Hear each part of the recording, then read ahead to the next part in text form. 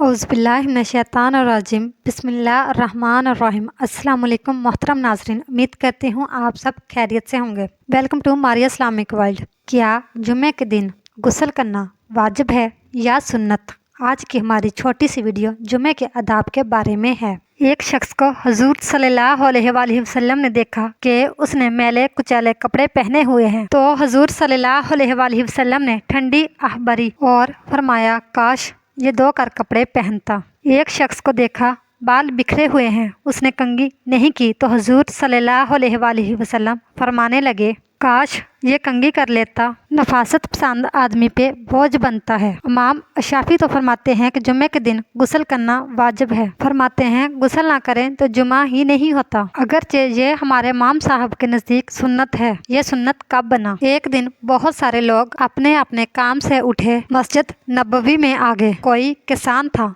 तो खेत से उठकर आ गया, कोई मजदूर था तो मजदूरी से उठकर आ गया। मस्जिद में जब बहुत सारे लोग जमा हो गए तो बाज़ लोगों को दिक्कत महसूस हुई। रसूलुल्लाह सल्लल्लाहु अलैहि वसल्लम ने फरमाया, कितना ही अच्छा हो कि तुम जुमे वाले दिन गुस्ल करके आया करो। तो फिर बगैर गुस्ल के कभी किसी सहाबी ने जुमा ही अदा नहीं किया। इस्लाम बहुत खूबसूरत दिन है। हुजूर सल्लल्लाहु अलैहि वसल्लम ने फरमाया, जो कोई भी कच्चा प्याज खाए वो मस्जिद ना आए, पहले मसवाक करे, फिर दांत साफ करे, फिर उसके बाद मस्जिद आए।